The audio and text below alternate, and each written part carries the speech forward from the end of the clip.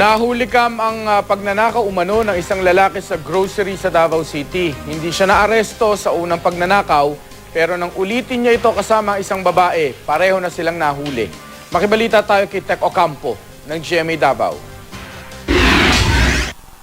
Makikita sa kuha ng CCTV ng isang grocery sa Davao City ang isang lalaking tila hindi mapakali at panay tingin sa mga taong nakakasalubong niya. Ilang saglit pa, kumuha siya ng ilang sachet ng shampoo at sabon. Pero, imbes na bayaran sa cashier, diniretso niya ang mga produkto sa kanyang bulsa.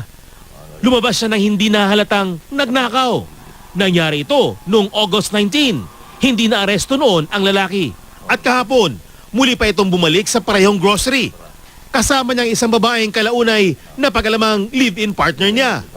Tulad noong una, ilang sachet ng shampoo ang pinuntirya ng lalaki.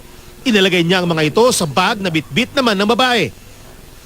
Nakalabas sila ng hindi nahalata. Nang madiskubre na may-ari ng tindahan ang muling pagnanakaw, inalerto niya agad ang pulisya. Hinalughog ng mga pulis ang lugar at matapos ang ilang oras, naaresto ang suspect na si Asnadin Hamad. Sumuko naman ang babaeng nakilalang si Yasmin Lumandaya. Mga residente lang din pala sila ng lugar malapit sa pinagnakawang tindahan.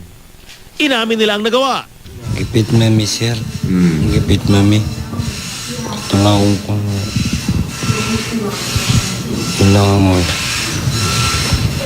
Ano si plano ni mga tungkuan? Shampoo ibaligya? Ito rin, baligyan ako para kasi nakakalis kami sa bahay. Yun lang ang pambayad ko. Po na shock lang naman po ako nung sinabi niyang ipasok niya sa loob ng bag ko. Tapos agad naman po akong lumabas. Parang sabi niya na kailangan natin ngayon ng pera. Wala po kasi kaming pangdaw ng bahay. Nabawi ng mga pulis ang ilang produktong tinangay ng mga suspect mula sa tindahan. Inihahanda na ang reklamong isasampa laban sa kanila. Tech Ocampo, Nagbabalita, Pilipinas.